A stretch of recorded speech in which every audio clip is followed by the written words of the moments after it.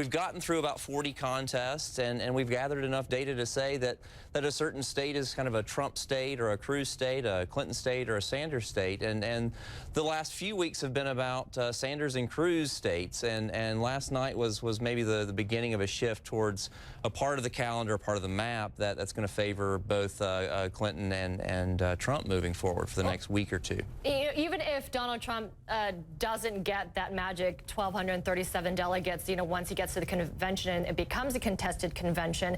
As I understand it, there are 200 delegates that will arrive at the convention who are not bound. So on the first ballot, Trump could still win the nomination, right? That's true, right? So, I mean, we'll get to the end of primary season on June 7th on the Republican side.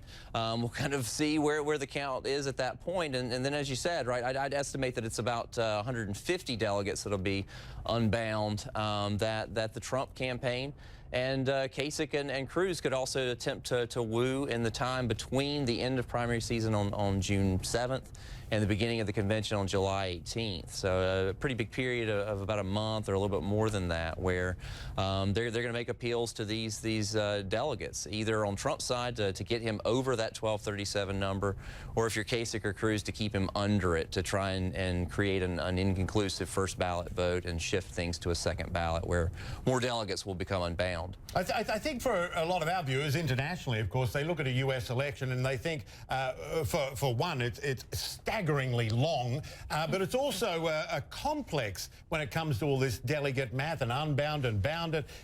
And you've got Donald Trump and others on the Democrat side saying it's unfair. Is it?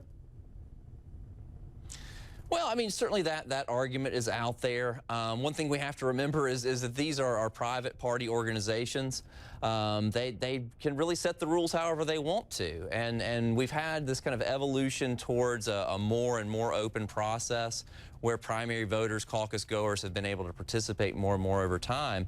But again, at the end of the day, if the result of primary season is something that's close or inconclusive, then ultimately it's the delegates in either party that have the final say in who the nominees are going to be. And that's kind of crazy to me, because you have, I think, 700 super delegates on the Democratic side, right? And on the Republican side, you correct, it means that about 150 unbound delegates when they get to the convention. So that basically means that they don't have to vote based on their state's elections results. That doesn't sound very democratic to me, and I think you were quoted as saying in the New York Times that this system wasn't created, for democracy per se, but it was more about who could win in a general election. That's how it was shaped.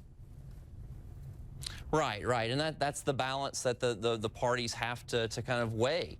They have to, on the one hand, weigh the will of the public, but also in the back of their minds, to the extent we could say their minds, right, is that they have an end goal of trying to find someone, a nominee who can actually win in November and take the White House thereafter.